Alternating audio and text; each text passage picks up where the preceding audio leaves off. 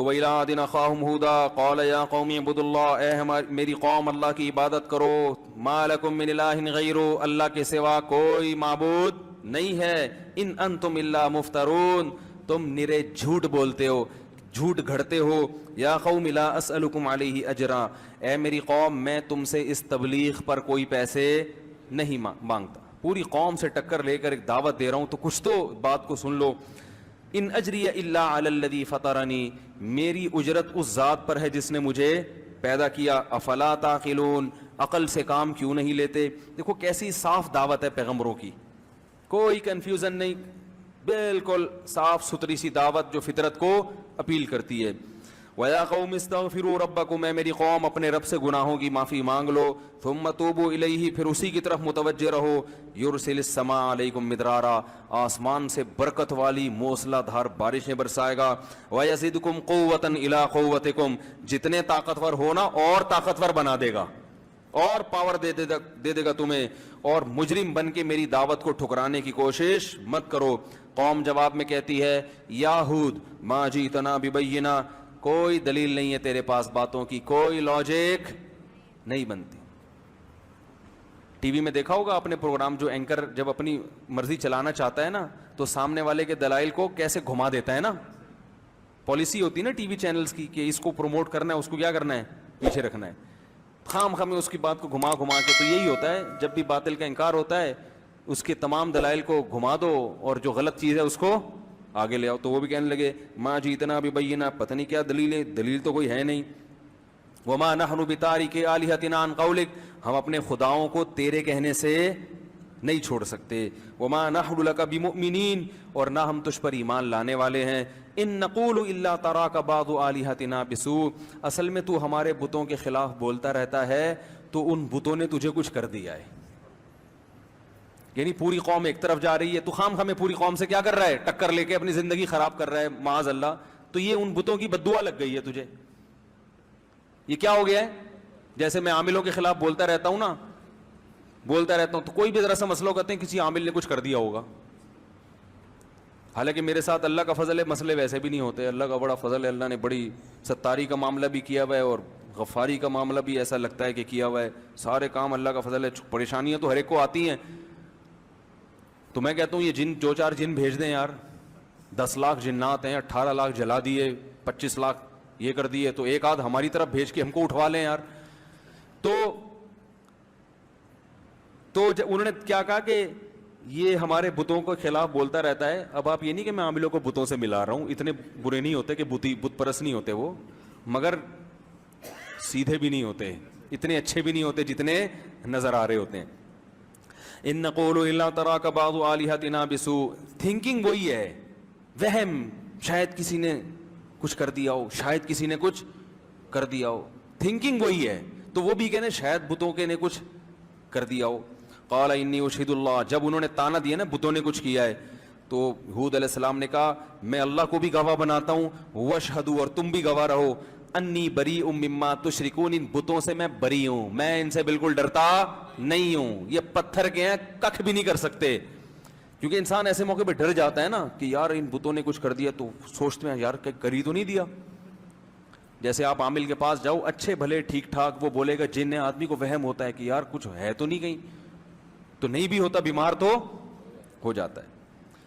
من دونہ، میں اللہ کے سوا ان سب سے بری ہوں، فکیدونی جمیعا، تم سب مل کے انتر منتر پڑھو، جھاڑ پھونک چڑیل بھوت جن جو تم میرے سر، ان بتوں کو بھی ملا لو اور ان مل کے میرے خلاف کیا کرو، تدبیر کرو۔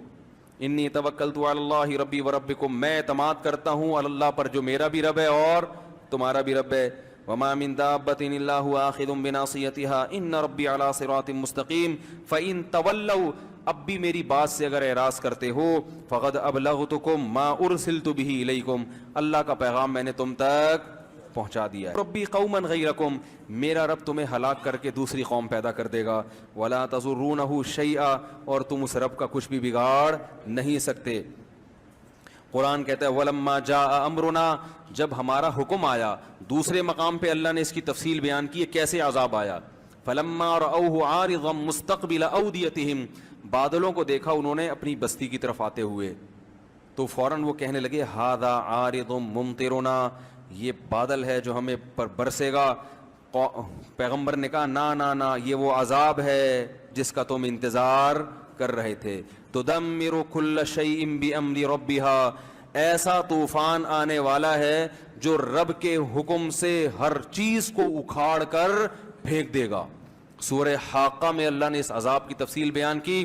کذبت, کیا ہے الحاقۃ ما الحاقۃ وما ادراک ما الحاقہ, کذبت ثمود وعاد بالقاریہ فاما ثمود فاہلکوا بالطاغیہ واما عاد فاہلکوا بریح صرصر عاتیہ.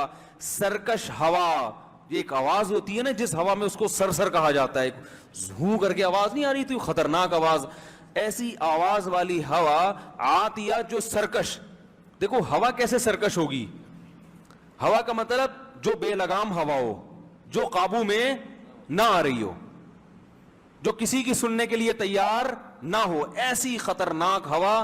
سخرها علیہم 7 لیال, 7 راتیں وہ ہوا چلی ہے. و8 ایام, اور 8 دن, 7 راتیں اور 8 دن, اتنی تیز ہوا چلی ہے.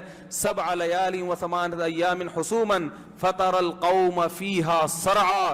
اے مخاطب, اگر تو 8ویں دن اس قوم کو دیکھتا ایسا لگتا بڑے بڑے پہلوان ہیں جو پچھاڑ کر گرائے گئے ہیں. ہواؤں نے ان کو اچھال اچھال کر زمین پہ پٹخا تھا. جیسے رنگ میں پہلوان ہوتا ہے نا, اس کو پچھاڑنا پڑتا ہے, گرتا نہیں ہے. تو اللہ نے ان کی طاقت اور قوت اور ان کے قد کو بھی بیان کیا اس منظر میں کہ ایسے لگ رہا تھا پہلوانوں کو زمین پہ پچھاڑ کر گرایا گیا ہے. فَتَرَى الْقَوْمَ فِيهَا صَرْعَا كَأَنَّهُمْ أَعْجَازُ نَخْلٍ خَاوِيَةٍ, جیسے کھجور کے تنے الٹے پڑے ہوئے ہوتے ہیں نا, یہ کیفیت تھی. فَهَلْ تَرَى لَهُم مِّن بَاقِيَةٍ, اللہ ہم سے پوچھتے ہیں بتاؤ ایک بھی ان میں باقی چھوڑا تیرے رب نے, کوئی نظر آتا ہے ان کا نام و نشان, ان کی اولادوں میں کوئی نظر آتا ہے؟ یہ 2 قومیں تھی طاقتور, قوم سمود اور قوم عاد. قوم عاد کے بعد قوم سمود آئی, یہ بھی بڑے طاقتور تھے. تو یہ تو کہتے تھے من اشد منا قوہ, ہم سے زیادہ طاقتور دنیا میں کون ہے, ہم سے زیادہ طاقتور کون ہے. یہ تو فخر سے کہا کرتے تھے ہم تو بہت اونچے قد کے لوگ ہیں.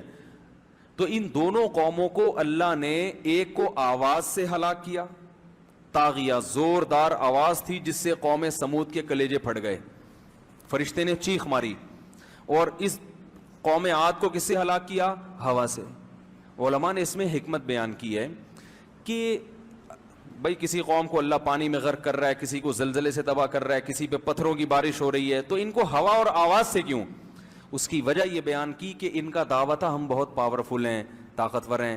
آواز کے ذریعے مرنا آسان نہیں ہے, بہت زوردار بھی دھماکہ ہوتا ہے تو زیادہ زیادہ کان کا پردہ پھٹ جائے گا نا, انسان تو ہلاک نہیں ہوتا اس سے.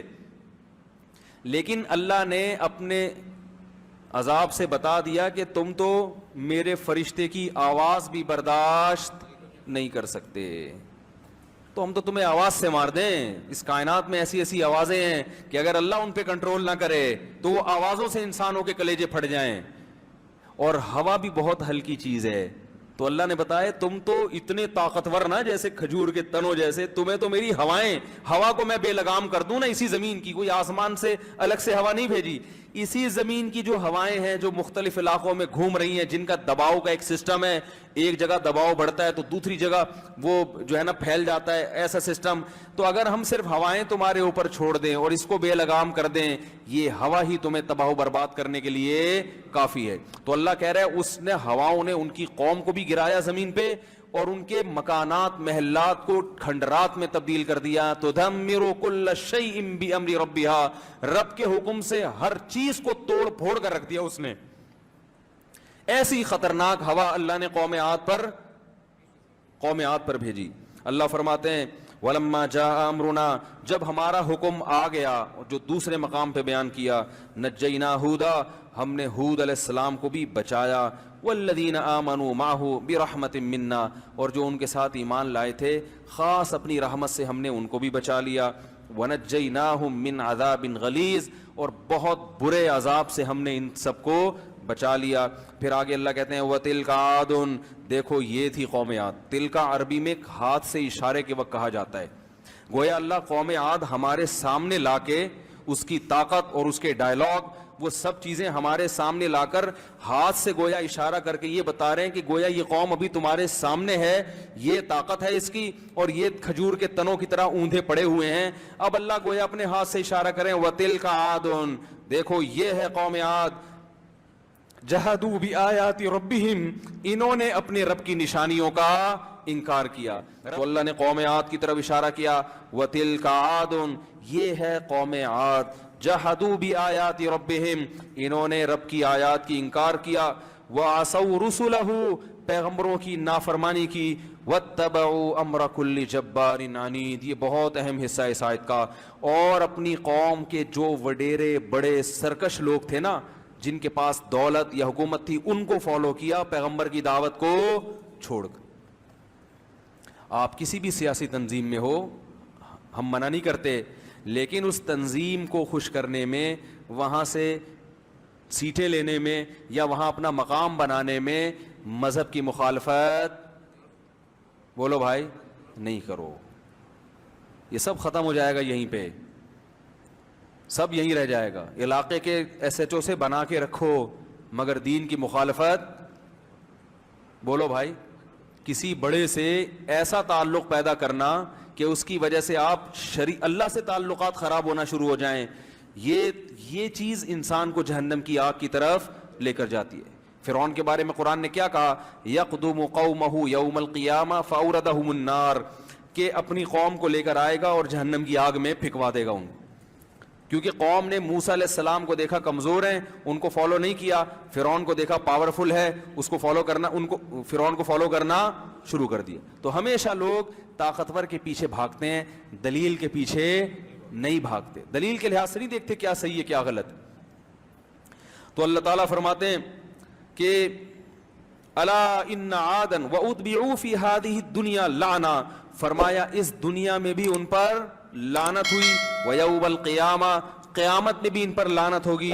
الا ان عادا کفروا ربہم, خبردار سنو عاد نے رب کی نافرمانی کی انکار کیا. الا بعدا لعاد قوم ہود, سنو عاد اللہ کی رحمت سے دور ہو گئے, لعنت ہے ان کے اوپر جو ہود کی قوم تھی.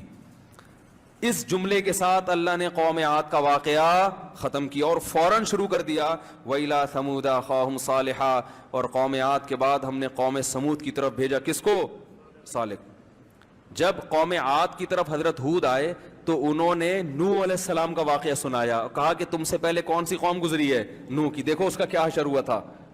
تو قوم صالح جب آئی تو حضرت صالح علیہ السلام نے کیا کہا, قوم عاد کا حوالہ دیا. کس کا حوالہ دیا کہ بھئی تم ابھی ماضی میں دیکھو, ماضی کے اوراق قریب میں جھانک کے دیکھو. ظاہر ہے اس زمانے میں بھی لوگ مورخ تو ہوتے ہوں گے نا جو تاریخیں لکھتے تھے, تو صرف آسمانی کتابوں میں تو یہ تو ہسٹری چلی آ رہی تھی.